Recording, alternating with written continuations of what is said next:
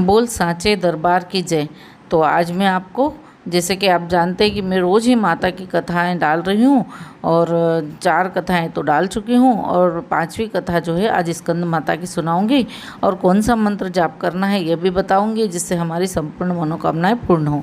तो 5वां दिन जो नवरात्रि का होता है वो माँ दुर्गा का स्कंद माता के रूप में पूजा जाता है और स्कंद माता का रूप सौंदर्य अद्वितीय आभा लिए शुभ्र वर्ण का होता है और वात्सल्य की मूर्ति है स्कंद माता।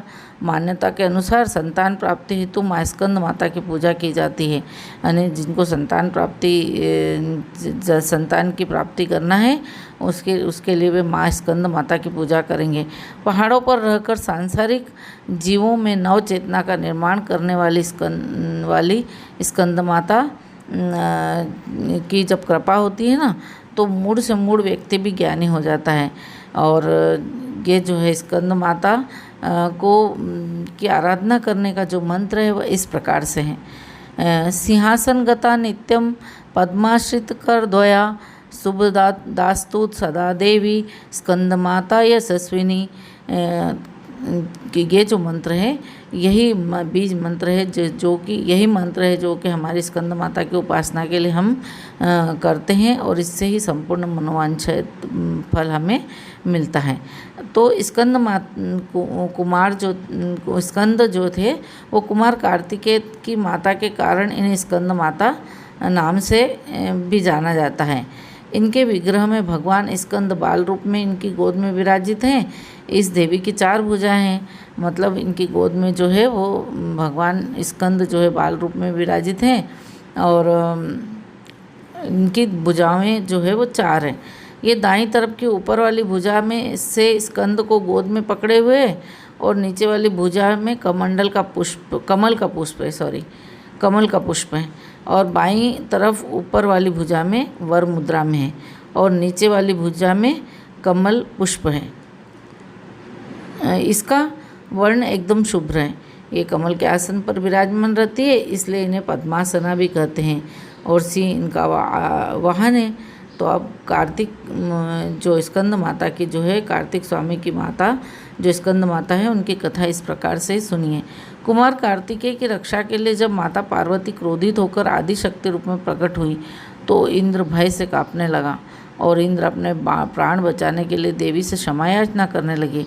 कुमार कार्तिकेय का नाम एक स्कंद भी है, इसलिए माता को मनाने के लिए इंद्र देवताओं सहित स्कंद माता नाम से देवी की स्तुति करने लगे और इनका इसी रूप में पूजन किया। इस समय से ही देवी अपने 5वें स्वरूप में स्कंद माता के रूप में जानी जाती है और नवरात्र के 5वें दिन इन्हीं की पूजा का विधान तय है। शास्त्रों में इसका काफ़ी महत्व बताया गया है। इसकी पूजा इनकी माँ की पूजा करने से भक्त की सारी इच्छाएं पूर्ण हो जाती है और भक्त को मोक्ष मिलता है। सूर्य मंडल की अधिष्ठात्री देवी होने के कारण इनका उपासक अलौकिक तेज और कांतिमय हो जाता है। अतः मन को एकाग्र रखकर और पवित्र रखकर इस देवी की आराधना करने वाले साधक या भक्त जो भी होते हैं वो भव सागर पार करने में उन्हें कोई कठिनाई नहीं होती। इनकी पूजा से मोक्ष का मार्ग भी सुलभ होता है। यह देवी विद्वानों और सेवकों को पैदा करने वाली शक्ति होती है, यानी चेतना का निर्माण करने वाली। कहते हैं कि कालिदास द्वारा रचित रघुवंशम और महाकाव्य मेघदूत रचनाएं माँ स्कंद माता की कृपा से ही संभव हुई थी। तो नवरात्रि के 5वें दिन माँ की पूजा अर्चना करते हैं और ऐसा कहा जाता है कि यह बुध ग्रह की देवी है।